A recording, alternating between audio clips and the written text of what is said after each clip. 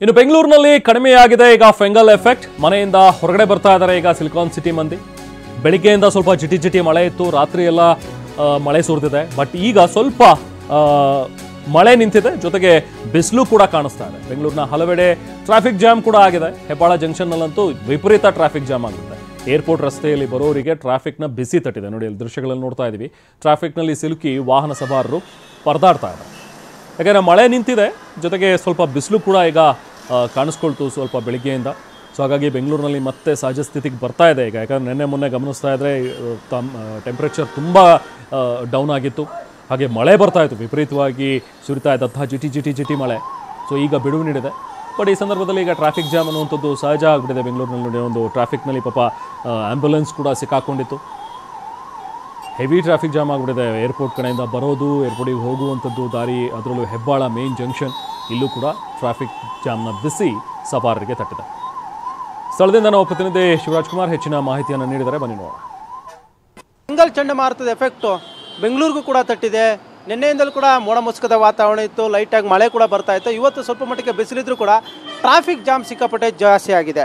ಅದರಲ್ಲೂ ಪ್ರಮುಖವಾಗಿ ಏರ್ಪೋರ್ಟ್ ರಸ್ತೆ ಹೆಬ್ಬಾಳ ಜಂಕ್ಷನ್ ಅಂದರೆ ಸಾಕು ಪ್ರತಿನಿತ್ಯ ಟ್ರಾಫಿಕ್ ಜಾಮ್ ಇರುತ್ತೆ. ಆದರೆ ಇವತ್ತು ಸ್ವಲ್ಪ ಮಟ್ಟಿಗೆ ಟ್ರಾಫಿಕ್ ಜಾಮ್ ಜಾಸ್ತಿನೇ ಇದೆ ಅಂತ ಹೇಳ್ಬೋದು. ಯಾಕಂದರೆ ನೀವು ನೋಡ್ತಾ ಇರ್ಬೋದು, ಎರಡೂ ಏನು ದೇವನಹಳ್ಳಿ ಏರ್ಪೋರ್ಟಿಂದ ಬರುವಂಥ ಈ ಒಂದು ಮಾರ್ಗ ಏನಿದೆ, ಹೈವೇ ಕೂಡ ಕಂಪ್ಲೀಟಾಗಿ ಜಾಮ್ ಆಗಿದೆ. ಜೊತೆಗೆ ಸರ್ವಿಸ್ ರಸ್ತೆ ಏನಿದೆ, ಸರ್ವಿಸ್ ರಸ್ತೆ ಕೂಡ ಜಾಮ್ ಆಗಿದೆ. ಈ ಒಂದು ಭಾಗ ಯಲಹಂಕ, ಕೊಡಗೇಹಳ್ಳಿ, ಬ್ಯಾಟರಾಯನಪುರ, ಜಕ್ಕೂರು ಈ ಒಂದು ಭಾಗದಿಂದ ಬರುವಂಥ ಸರ್ವಿಸ್ ರಸ್ತೆ ಕೂಡ ಜಾಮ್ ಆಗಿದೆ. ಮತ್ತೊಂದು ಕಡೆ ಏರ್ಪೋರ್ಟಿಂದ ಬರುವಂಥ ಸೀದಾ ಎಲ್ಲ ವೆಹಿಕಲ್ ನೋಡ್ಬೋದು ಇಲ್ಲಿ ಬಂದು ಈ ಒಂದು ಹೆಬ್ಬಾಳ ಜಂಕ್ಷನ್ನಲ್ಲಿ ಸ್ಟ್ರಕ್ ಆಗಿರುವಂಥದ್ದು.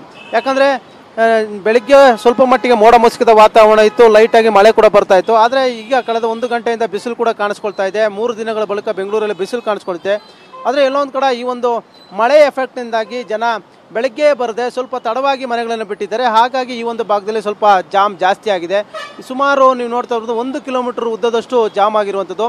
ಪ್ರತಿನಿತ್ಯ ಈ ಒಂದು ಭಾಗದಲ್ಲಿ ಓಡಾಡಬೇಕಂದ್ರೆ ವಾಹನ ಸವಾರರು ನರಕ ಯಾತನೆ ಅನುಭವಿಸ್ತಾರೆ. ಆದರೆ ಅದು ಇವತ್ತು ಸ್ವಲ್ಪ ಮಟ್ಟಿಗೆ ಜಾಸ್ತಿ ಇದೆ. ಅದರಲ್ಲೂ ಟೂ ವೀಲರ್ಸ್ ಇರ್ಬೋದು, ಬೇರೆ ಬೇರೆ ಕೆಲಸಗಳಿಗೆ ಹೋಗುವಂಥವ್ರು ಇರ್ಬೋದು, ಹೆಚ್ಚಿನ ಸಂಖ್ಯೆಯಲ್ಲಿ ಇದೇ ಮಾರ್ಗದಲ್ಲಿ ಬರ್ತಾರೆ. ಆ ಒಂದು ಸಂದರ್ಭದಲ್ಲಿ ಈ ಒಂದು ಟ್ರಾಫಿಕ್ ಜಾಮ್ ಬಿಸಿಯಿಂದಾಗಿ ಇವತ್ತು ಕಚೇರಿಗಳಿಗೆ, ಬೇರೆ ಬೇರೆ ಕೆಲಸಗಳಿಗೆ ತೆರಳುವಂಥವ್ರು ಕೂಡ ಒಂದು ಸಮಸ್ಯೆ ಎದುರಾಗಿರುವಂಥದ್ದು. ಬೆಂಗಳೂರಿನ ಕೇವಲ ಹೆಬ್ಬಾಳ ಅಷ್ಟೇ ಅಲ್ಲ, ಎಲೆಕ್ಟ್ರಾನಿಕ್ ಸಿಟಿ, ಮಹದೇವಪುರ ಜೋನು ಮತ್ತು ಈ ಕಡೆ ಗೊರಗುಂಟೆಪಾಳ್ಯ, ಮೈಸೂರು ರಸ್ತೆ ಅಂತೂ ಈ ಒಂದು ಸಂದರ್ಭದಲ್ಲಿ ಮಳೆ ಬಂದಂಥ ಸಂದರ್ಭದಲ್ಲಿ ಜಾಮ್ ಸಹಜವಾಗಿ ಇದ್ದೇ ಇರುತ್ತೆ. ಅದರಲ್ಲೂ ತುಂತುರು ಮಳೆ ಶುರುವಾಯಿತು ಅಂದರೆ ಸಾಕು, ಪ್ರತಿನಿತ್ಯ ಬೆಂಗಳೂರಿನಲ್ಲಿ ಈ ಒಂದು ಟ್ರಾಫಿಕ್ ಜಾಮ್ ಇನ್ನೂ ಜಾಸ್ತಿ ಆಗುತ್ತೆ. ಅದೇ ಒಂದು ಚಿತ್ರಣ ಸದ್ಯಕ್ಕೆ ನಾನು ಈ ಹೆಬ್ಬಾಳ ಜಂಕ್ಷನಲ್ಲಿ ನಿಮ್ಗೆ ತೋರಿಸ್ತಾ ಇದ್ದೀನಿ. ನೋಡಿ, ನಿಂತಲ್ಲೇ ನಿಂತಿವೆ ವಾಹನಗಳು. ಸುಮಾರು 20 ನಿಮಿಷಗಳು ಹೆಚ್ಚು ಕಾಲ ಮೂಮೆಂಟ್ ಅನ್ನೋದೇ ಕಡಿಮೆ ಇದೆ. ಯಾಕಂದರೆ ನಿಂತಲ್ಲೇ ನಿಂತು ವಾಹನ ಸವಾರರು ಪರದಾಟ ಪಡ್ತಾ ಇದ್ದಾರೆ. ಯಾವಾಗಪ್ಪ ನಾವು ಕಚೇರಿಗಳಿಗೆ ಹೋಗ್ತೀವಿ, ಯಾವಾಗಪ್ಪ ಬೇರೆ ಬೇರೆ ಸ್ಥಳಗಳಿಗೆ ಹೋಗ್ತೀವಿ ಅಂತ ಪರಿತಪಿಸ್ತಾನೆ ಈ ಒಂದು ಜಂಕ್ಷನ್ನ ದಾಟುವ ಪರಿಸ್ಥಿತಿ ನಿರ್ಮಾಣವಾಗಿರುವಂಥದ್ದು. ಕೇವಲ ಹೆಬ್ಬಾಳ ಜಂಕ್ಷನ್ ಇವತ್ತು ಮಾತ್ರ ಅಷ್ಟೇ ಅಲ್ಲ, ಪ್ರತಿನಿತ್ಯ ಇರುತ್ತೆ. ಆದರೆ ಇವತ್ತು ಈ ಒಂದು ಚಂಡಮಾರುತದ ಎಫೆಕ್ಟಿಂದಾಗಿ ಸ್ವಲ್ಪ ಜಾಸ್ತಿನೇ ಟ್ರಾಫಿಕ್ ಜಾಮ್ ಇದೆ. ಹೀಗಾಗಿ ಯಾರಾದರೂ ವಾಹನ ಸವಾರರು ಹೆಬ್ಬಾಳ ಜಂಕ್ಷನ್ ಮಾರ್ಗವಾಗಿ ಬರುವಂಥವ್ರು ಸ್ವಲ್ಪ ಈ ಒಂದು ಮಾರ್ಗವನ್ನು ಅವಾಯ್ಡ್ ಮಾಡಿ ಬೇರೆ ಬೇರೆ ಸಂಜಯ್ ನಗರ ಇರ್ಬೋದು, ಈ ಕಡೆ ತಿಂಡ್ಲು ಈ ಒಂದು ಭಾಗವನ್ನು ಪರ್ಯಾಯ ಮಾರ್ಗವಾಗಿ ಬಳಸ್ಕೊಂಡ್ರೆ ಉತ್ತಮ ಅಂತ ಇಲ್ಲಿ ದೃಶ್ಯಗಳನ್ನು ನೋಡಿದ್ರೆ ಗೊತ್ತಾಗ್ತಾ ಇರುವಂಥದ್ದು. ಕ್ಯಾಮ್ರಾ ಪರ್ಸನ್ ಮಹೇಂದ್ರ ಜೊತೆ ಶಿವರಾಜ್ ಕುಮಾರ್, TV9 ಬೆಂಗಳೂರು.